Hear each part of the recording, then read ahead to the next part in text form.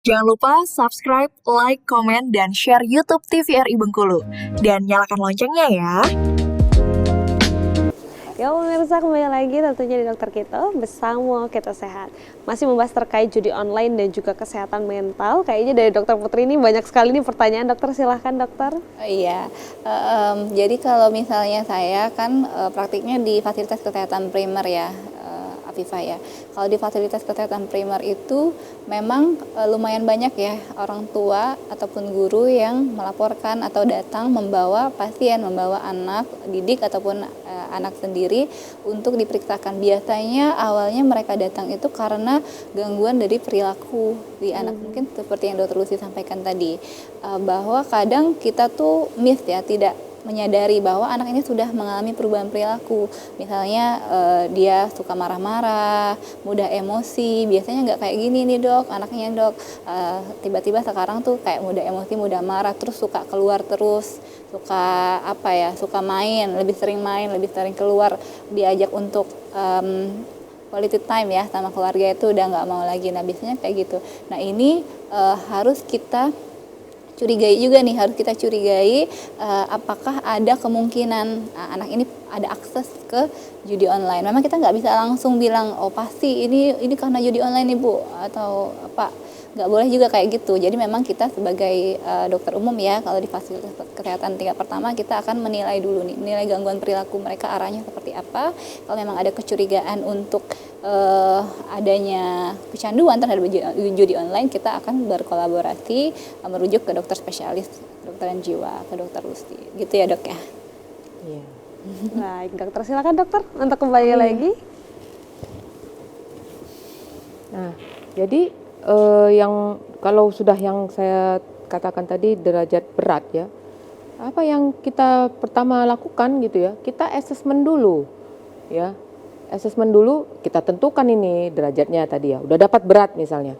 Apa yang kita lakukan? Ya, kita berikan obat. Balik kita cerita ini adalah kerusakan di otak. Harus dikasih obat, jenis-jenis obatnya itu nanti tergantung dari gejala yang ditampilkan. Ya, gejala yang ditampilkan si klien gitu.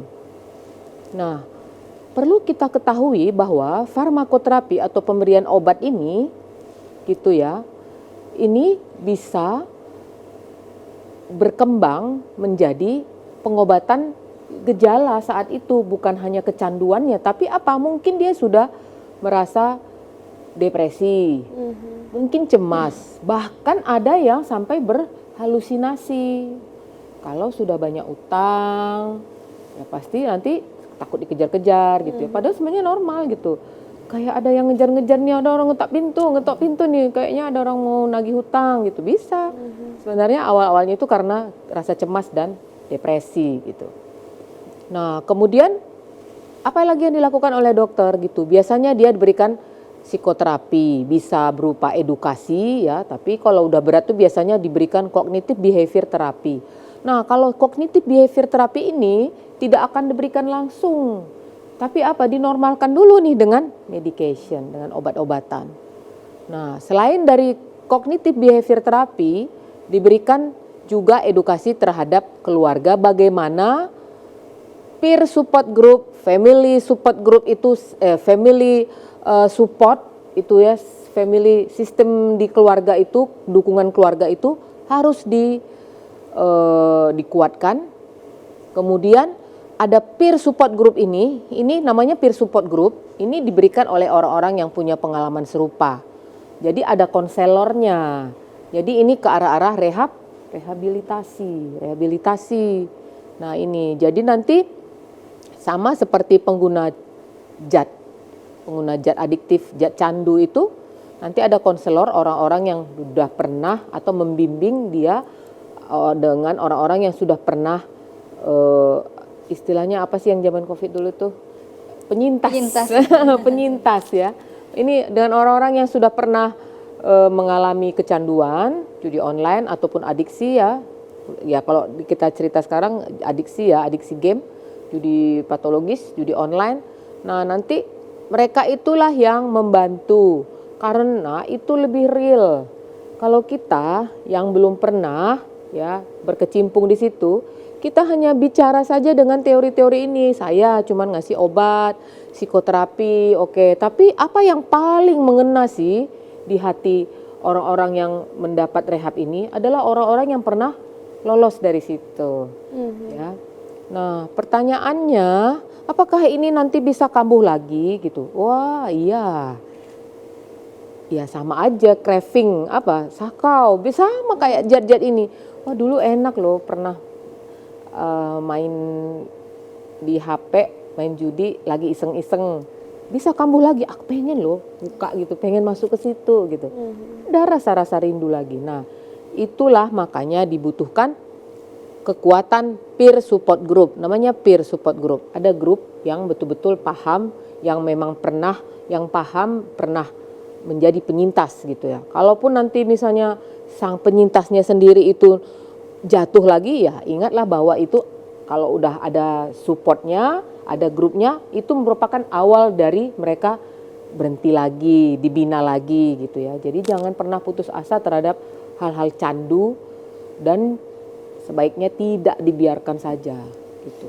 Berarti dokter, kalau untuk salah satu indikasi dokter memberikan farmakoterapi itu apabila sudah ada gangguan emosi ya dok ya. Iya. Kalau misalnya cuma ada indikasi tadi seperti misalnya dia dibawa ke puskesmas, Iya. kayak mudah murung, mudah lebih suka berkumpul bersama teman, itu apakah kita cukup untuk memberikan psikoterapi saja secara wawancara ya? Istilahnya psikoterapi singkat. Ya, psikoterapi singkat. Edukasi iya. Kalau misalnya dia cuman baru ini aja kan, baru masuk, nah baru tahu, baru sekali, ya itu kita edukasi, kita psikoterapi singkat, penjelasan ya detil, singkat, tapi bukan bertahap-tahap yang seperti CBT ini gitu ya. Kemudian kita edukasi keluarganya gitu, nggak harus kita ini kamu bawa ke rehab, nah anaknya aja baru coba sekali, dia aja jadi ketakutan, loh aku baru coba ini kok gitu. Kasih tahu, edukasi bahwa ini nanti kamu bisa begini, yang tahap-tahap tadi itu begini loh.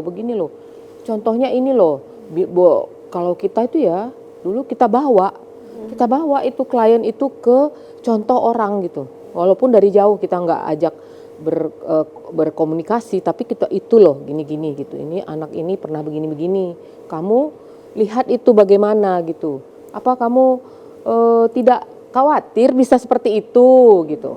Iya. Kadang kan mereka takut ya dok ya, anak-anak itu kan takut untuk bilang sama orang tuanya. Kadang ada ciri kepribadian yang mungkin lebih introvert gitu ya dok ya. Jadi untuk ngomong sama keluarga itu takut. Akhirnya dengan memendam, akhirnya dia terus terpengaruh, akhirnya mencoba jauh lebih sering dibandingkan dia pertama kali. Jadi untuk masyarakat yang menonton tayang ini, kalau memang sudah melihat ada indikasi perubahan perilaku, boleh langsung dibawa ke dokter dulu untuk kita lakukan motivasi singkat ya dok ya. Iya, ke puskesmas, layanan lini pertama, paskes primer pertama, tingkat pertama, karena dokter-dokter itu semua sudah paham, kita kan informasi ini semua sudah terpapar, walaupun kita tidak pengguna, pelaku, tapi kita sudah terpapar semua populernya situasi ini, judul ini gitu.